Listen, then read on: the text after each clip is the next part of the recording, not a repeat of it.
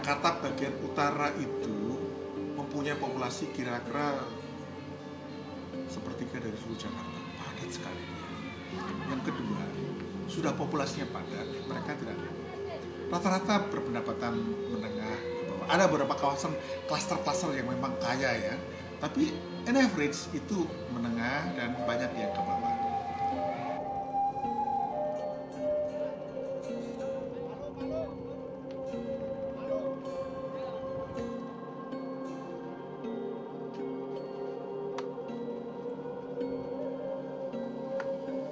Sini masih empang, belum ada penduduk rapat begini. Nggak lama ada pemasangan pam ini, kira-kira tahun 2001 lah. Cuman ternyata airnya itu nggak ngucur gitu. Lama itu Pak. Pernah ngucur emang ya. Setahun itu kira-kira ngucur lah. Ternyata sekarang itu macet, nggak ada air. Ya itu kalau memang pam itu nggak ngucur ya kita itu nyari yang ada hidran mana. Jadi kita nyari gerobak, dorong ke rumah. Ya kadang-kadang kalau warga ya yang kemampuan tempatnya 2 pikul ya 2 pikul, kalau kemampuannya ada yang 1 gerobak ya 1 gerobak. Hidran itu asal mulanya pada masa-masa lalu ketika Orde Baru.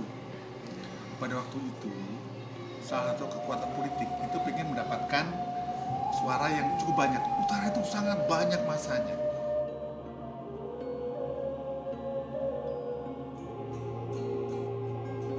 Dan karena mereka miskin, gampang sekali digait suaranya. Kebutuhan mereka air.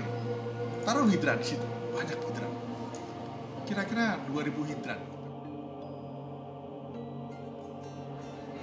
Memang kalau orang PAM tuh yang orang lapor, yang suka ada kontrolan tuh memang air dijual itu harus izinnya izin hidran. Ya berhubung mengingat kadang-kadang wah apa adanya air langsung, tapi namanya butuhnya itu mendadak gitu istilahnya. Kalau kita beli ke hidran itu gerobaknya terbatas. Ya kira-kira 5 biji gitu harus kita antri. Yang pam swasta kedua di sana loh, itu ada sebuah kelompok, sebuah kawasan di mana nggak ada airnya di situ. Padahal masyarakat di situ warganya sudah patungan untuk membayar pipa dari jaringan pam ke situ. Setelah dibangun nggak dapat air. Tapi di situ ada satu orang yang itu disuplai air, saya nggak tahu disuplai apa istilahnya. Dia mendapatkan sambungan dari pipa PVC ke tempat yang saya nggak tahu arahnya kemana, tapi saya dapat informasi bahwa itu dari salah satu jaringan pam. Ditampung di tempat dia punya penampungan, dijual lagi ke masyarakat sekelilingnya melalui jaringan pipa pam yang ada, pakai namanya meterannya pam juga. Bayangkan. Dan mereka dikutip 10.000 per meter kubik dan ditagih setiap 15 hari.